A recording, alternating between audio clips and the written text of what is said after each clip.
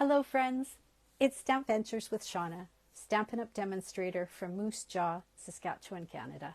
Welcome to my Tuesday evening tutorial here on Tuesday, August 1st. Holy smack, how did that happen? How can we be at August? That just blows me away. I'm here tonight because I'm going to be sharing a new Christmas card with you, and I do this once a month. I try to share a fairly doable Christmas card so that people can see how easy it is to make Christmas cards, and that they don't wait until like December 1st to start their Christmas cards. Good to start a little bit early, and I've been trying to make a few each month along the way here in 2023, and so I'm here with another Christmas card idea. And before we get started, I'll see if I can manage to find the link to this video. There we go, on my iPad. Yay, I found it. If you found me too, give a shout, give a wave, say hello. Yeah, I try to see if I can bring it up on the iPad because that is the easiest way for me to see the comments. The camera is up in the camera stand, and it's in a holder, and it's really hard to see it there. So yeah, if you found me, give me a wave. Hey, if you like margaritas, give me I don't know, like a thumbs up, maybe a heart. Actually, I can't say that I really love margaritas, but I thought this was a cute, funny part of the wording here got cut off, but it's called summer water. It's just like normal water, but it has margarita in it. And yeah, I don't know. This looks like this might be hot peppers. I'm not sure that I'm really into having that. If it's a yummy flavor margarita, like strawberry or something, I might like it better. And to be honest, I probably would like it to be a daiquiri instead.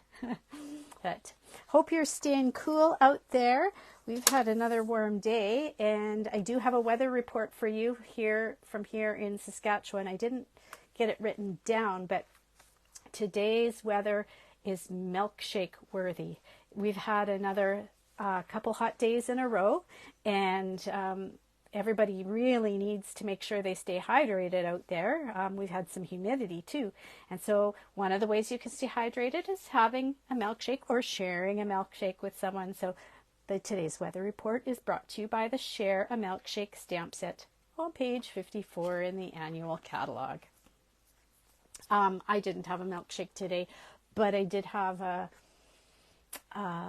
iced latte when I was out and about doing my running around earlier, and it was nice. It really hit the spot. Oh, I've got these two stamp sets sitting here. The one I'm going to be using for tonight's card, but both of them will be featured in my Christmas card Kickstart class next week. For those of you who haven't started your Christmas card making, I guess it'll be a kickstart. It's going to be in person here in my stamping parlor, and we'll be making 4 cards, 2 Christmas cards with the trucking along and 2 Christmas cards with the horse and sleigh stamp sets. These are both online exclusives. Yeah, if you're interested in joining us in person for the class, send me a message, give me a shout. If you are far away or you can't make it in person and you happen to have these 2 stamp sets, or you would like to order them, you can get the takeout pieces for the class, and then I'll send you a stamp along video, and you can make your cards at home or wherever you're at. So I need to know by Sunday if you're interested in this class. And if you're not a Christmas card person, I do have another option for next week's class. I don't usually have choices at my classes, but I had been wanting to make a decor sampler piece for my stamp room, my crafting room. And so I have come up with this 12-inch by 12-inch stampler, mostly using the Queen Bee stamps and dies, but there are a few other stamps and whatnot that I've incorporated into that. And so this is an alternative project if you don't want to do Christmas cards.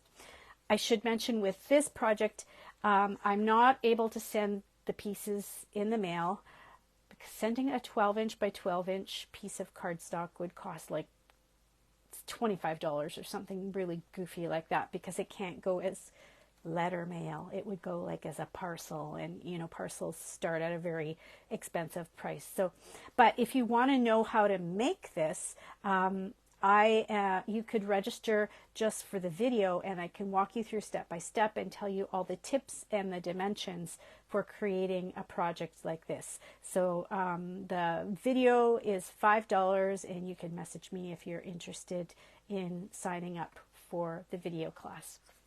So we'll move these extra things out of the way, and going to be hanging out with the Trucking Along to make this month's Christmas card.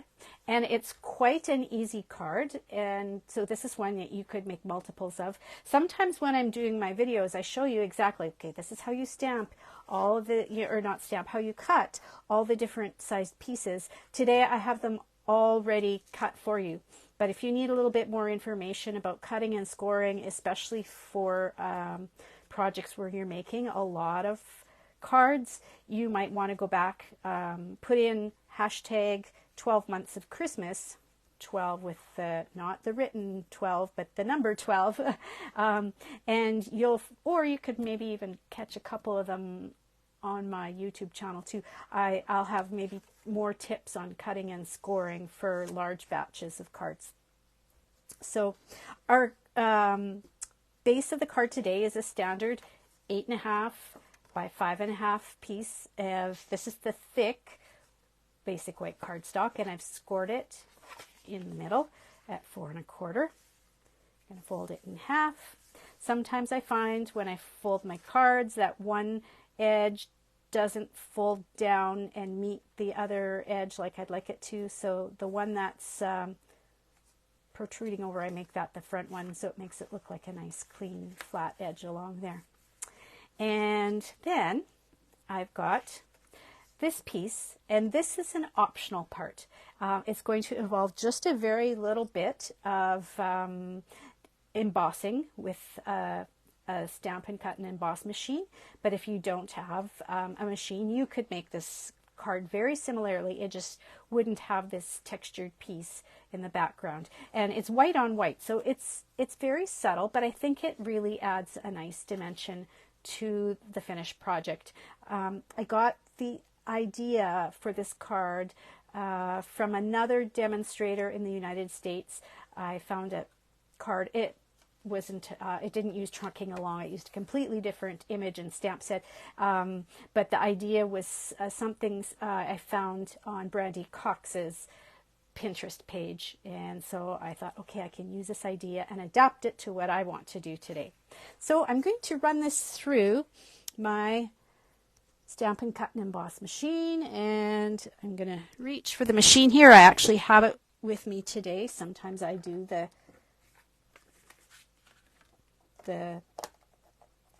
cut and emboss work ahead of time, but today I'm switching it up. I'm actually going to show it how it runs through, and I've got the Merry Melody stamp set. No, it's not a stamp set. Notice how I just automatically say stamp after everything. Yeah, I'm conditioned. It's an embossing folder.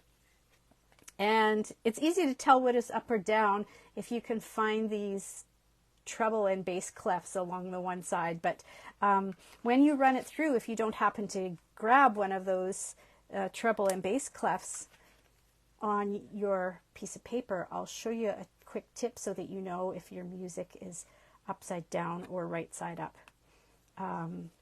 I don't know tons and tons about music, but I did find a little tip that helped me to figure out which was the top and the bottom of the embossed music.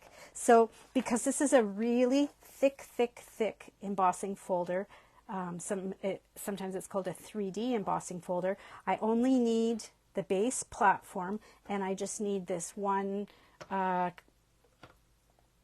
plate, a number 4 dark gray plate, and then I can run it through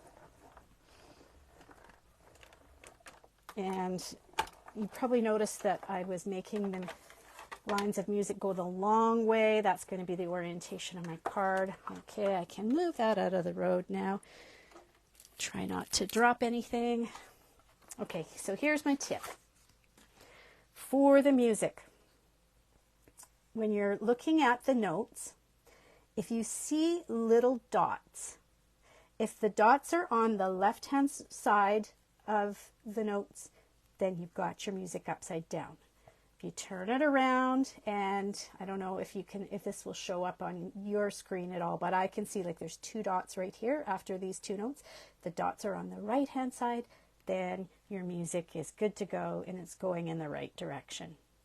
The other thing I'm going to do is I'm going to grab one of my little scrap bits of, one of my little scrap bits, is this long enough? No, of basic white cardstock. These are the little 1/2 inch strips that get cut off when I make different layers for my cards. And I'm just going to create this little border along the bottom of my embossed piece. And it just adds just the lightest bit of a extra border between the plain white cardstock. Oh my goodness, I didn't realize it's getting close to the end of this glue, and the embossed piece. So it just adds just a little bit more of a, what would you call it? That's not what I meant to do. I was only going to put it on the bottom. Okay, well, we're off to a good start. Can't talk and stamp at the same time, apparently. There, this is what I want to do. Yeah, just, it adds kind of like, just like an extra little border piece along there. And it's saying, okay, the texture is going to stop here, and the plain white cardstock will begin underneath. So there we go. Okay, now I can go back and put more glue on this, the rest of this. Hopefully this glue is still, yeah, it seems to be like it's still fairly wet there. I'm going to glue this all onto my card base. And it's going to go up to the top. There we go. Oh my goodness. I think I might have some glue in a few different spots here. All right. So there you go. Yeah, it's like, okay, boom, hard stop. This is where the non-textured part of the card will be. I'm going to be actually stamping a greeting down there, and this is the textured part. Okay, and I think I'm going to close up my glue for now. And maybe I'll pull out my silicone mat because I feel like there might be glue here on my mat, on my grid mat. So the silicone mat will protect me for now. And I'm going to go to the next part of the card, which is stamping the truck and adding some color and whatnot to that. Okay, so I've got 2 of these pieces. I cut 2 because, well, sometimes you get a mistake and you need an extra piece.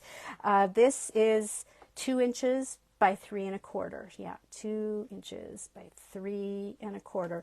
And then I've got 2 more pieces that just step up from there in 1/4 inch increments. So this is 2 1/4 by 3 1/2 in real red. And then this is 2 1/2 by 3 3/4 in basic black. So just stepping up the 1/4 inches, and they will eventually be glued together like that. So not hard dimensions to cut. They're all working in very simple 1/4 inch measurements. And I'm going to stamp my image. And first I'm going to stamp the outline stamp of the truck. I'm using my Memento black ink. I find if I do the outline, because the outline is usually done in the darkest color, then when you go to do the fill-in color, it's easier to see the dark color looking through the photopolymer of the stamp. So here we go. I'm just going to do my best to center the truck and that 2" by 3¼ inch piece of white. There we go.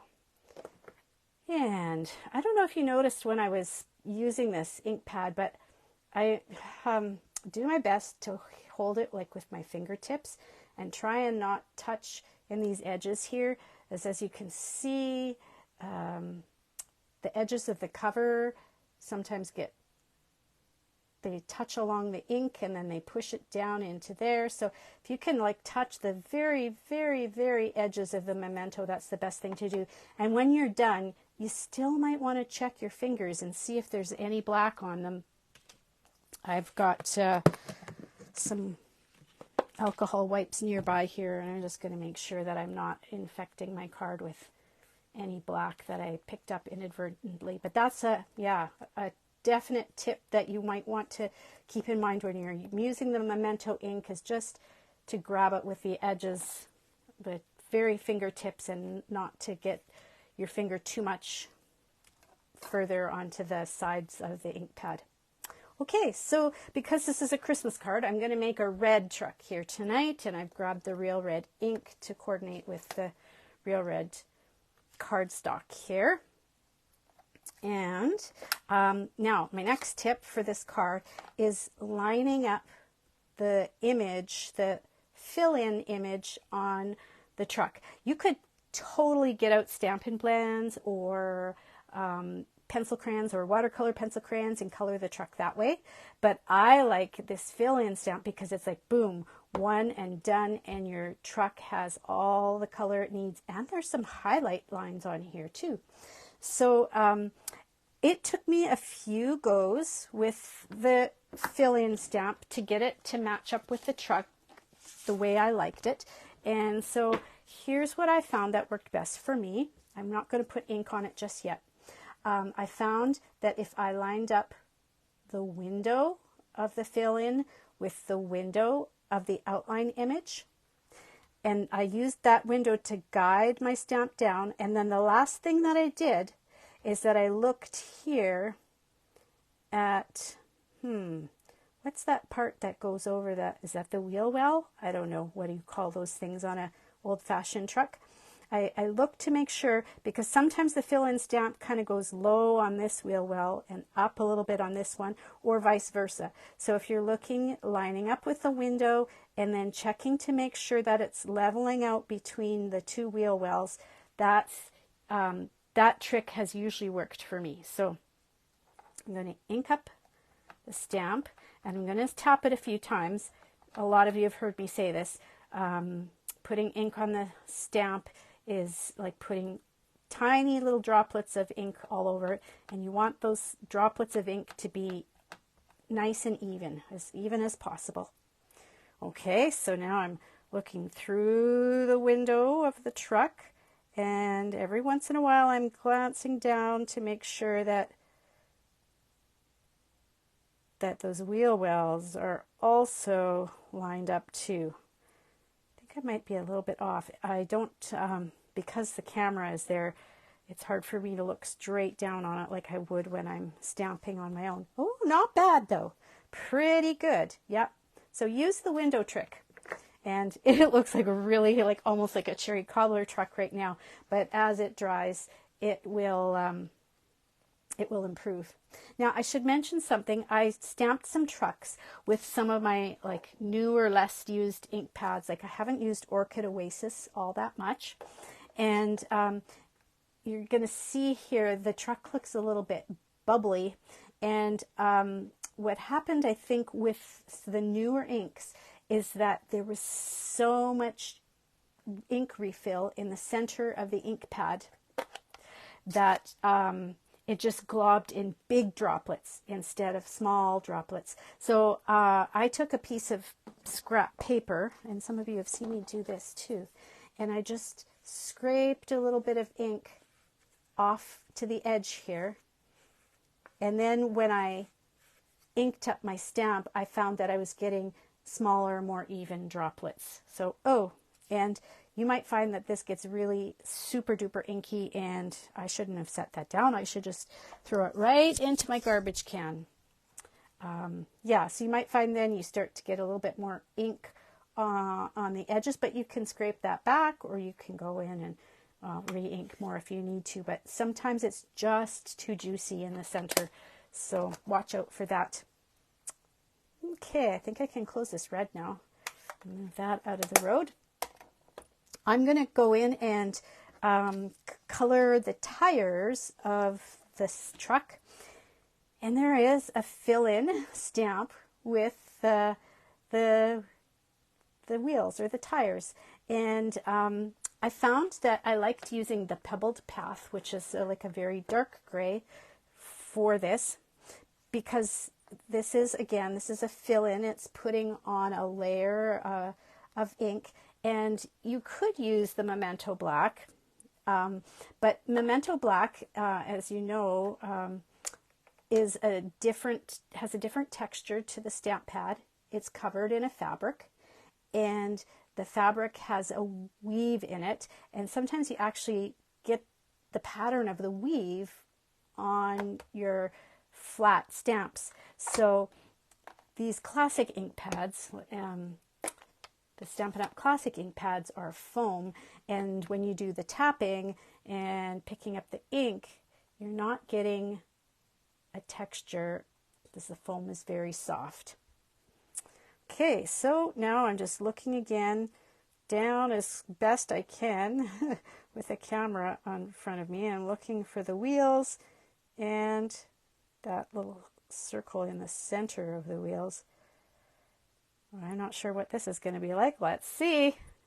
Ooh, not bad. Okay, I might have been a tiny bit off on this one. And what I could do is I can grab my well, it's not here, it's in the other room, but if I wanted to, I could grab my Pebbled Path Stampin' Write marker and go in and just touch up if there's any little spot that seems to be missed. All right, now we're going to put a Christmas tree in the back of the truck, and I've got the Memento again, and there's two Christmas tree stamps. There's the outline one and the fill-in one, and it took me a while to figure out which way this tree works.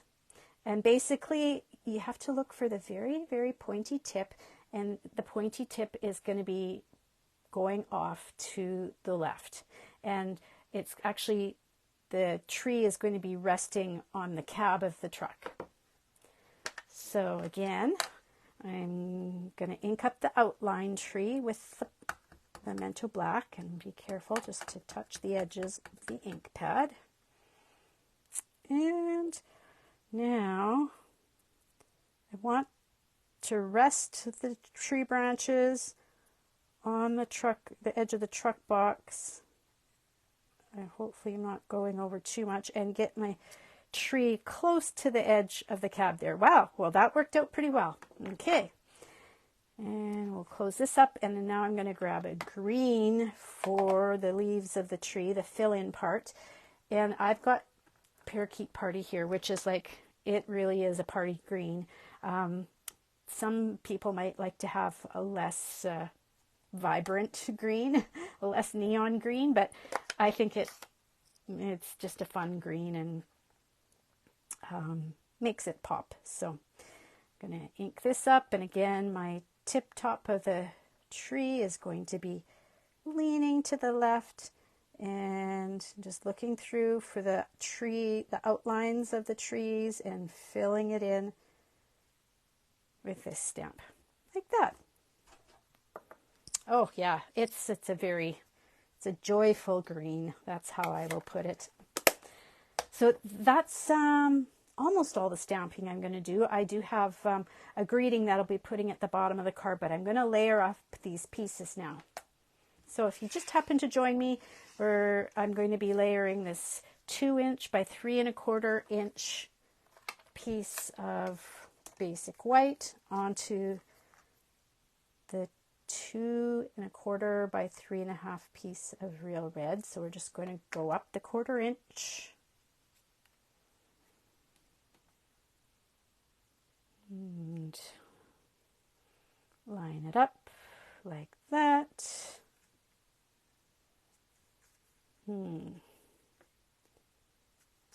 Sometimes if I turn it sideways, I kind of gives me an idea whether or not it's somewhat straight. And then we're going to layer these two pieces together. So the black is just 1/4 of an inch bigger than the red. So what does that make it? 2.5 by 3 3/4, I think. Okay.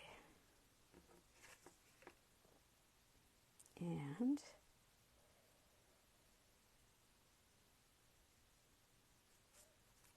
if I have a white underneath, I'll be able to see a little bit better if with the contrast with the black there. Yeah. All right. Okay. Ooh, yeah, I did pick up some glue on the back of my card there. So a lot of you know about the adhesive erasers. They don't, I don't know if you'd say they erase the adhesive, but they gum it up and pick it up. And so I can go in and do that with this. It's just a dollar store find, and they're sure handy because sometimes you just get glue where you don't want it. So this is going to be adhered and popped up in the middle, just like this. And I want to make it just a slightly bit closer to the top edge because I'm going to stamp my Christmas greeting down here where there is not any embossing. So I'll put a few dimensionals on the back of this. Ooh. Getting down on this sheet. I'm starting to peel away the edges. Okay. And you know what? Before I stamp my greeting, I'm just going to see if we've had any comments come through. I haven't stopped for a check lately. Okay, so maybe if I used my grid lines, that might help me to kind of get me straight to, or it might not. There we go. So I'm going to stop there just for a moment, see if any questions have come through. Oh, there we go. So we've got Inez, hello, and hi to Laura and Sue if you're still there. Oh, great tips for the stamp set. Yeah, well, I've been using it a little bit lately, and you just get, after you've used it a few times, you start to figure out what works best. And if any of you who are watching, if you've come up with any great tips for the trucking along, I'd love to hear them, as I feel like we can always learn so many things from one another. So I've pulled out the words "wishing you a festive Christmas," and I'm going to stamp those along the bottom here. And I suppose it might be in my best interest if I put a foam mat under there. This is photopolymer stamp set that we're using after all. I'm going to stamp the words right there, and I'm going to try not to get any black ink, and I'm going to try and line up the words with the cardstock pieces. So hopefully it will be pretty much parallel. Okay. How are my hands here? Okay, yeah, gotta always check at that black. The edges like to jump out and get you. Wishing you a festive Christmas.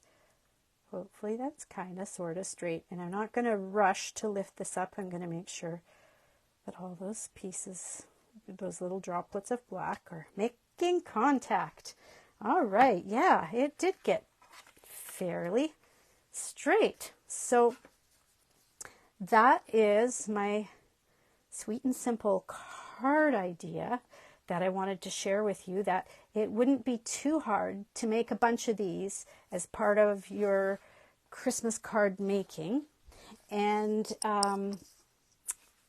you can probably, well, I talked to you earlier about kind of stepping it down. If you don't have a Stampin' Cut and embossing machine, you can take out the embossed part here at the top, and it would just be plain white all around, and still with the sentiment along the bottom. And then the other thing too is if you want to add more to it, you could probably take and put some ribbon across here where I've got this little extra white, tiny white border, and you can always go and put bling in there too. You know, some rhinestones and whatnot. But this is kind of the in between, the not too difficult card and the not too easy card. I have another card to show you here. It's not a Christmas one, but it's using this exact same recipe and creating a sunny summertime card. So, dun, dun, dun, here's the sunny summertime card. For the background here, I used the naked embossing folder. No, it's not naked. It's the exposed embossing folder. Exposed brick. That's it. Naked brick, exposed brick. I just do that to help me remember the name of it. And the colors. There's the Lost Lagoon cardstock and Lost Lagoon ink. And then I stamped in the back of the truck these cute little flowers. I've played with the fill-in stamp set or stamp for the flowers, but I just can't line them up like I want to, and maybe they're meant to be not exact either. They might maybe meant to be more like watercolorish, and I didn't like it as much. So I just took some of my Stampin' Write markers. I found that the Stampin' Writes were really good for the teeny tiny little flowers, just because they don't bleed as much as the Stampin' Blends. The Stampin' Blends, you have to be really, really careful when you get to the edges, because sometimes that ink it just soaks right in and wants to bleed, and these ones don't bleed. So I used the Fresh Freesia for the flowers, and here we go again. I pulled out the Parakeet Party for the leaves. So yeah, you know, I think you could send this Sunny Thoughts card to a guy or a girl, because it's got a truck in it, right? Yeah. And so this card layout or this card recipe could be used, and not just for trucks. I think when Brandy used it, she had a bird here. But it's a card that you could, card layout you could get lots of mileage of. So now I'm just going to double check again, see if any other questions or comments have come through here at the end. Don't see any more. All right. Well, sure hope you're having a very good kickoff to your August. And don't forget, for those who are interested, I'm going to be having Christmas card making next week. And or there's the optional project to make the decor 12 by 12 sampler piece. So thanks very much for joining me today, and we'll talk to you again sometime soon. Bye for now.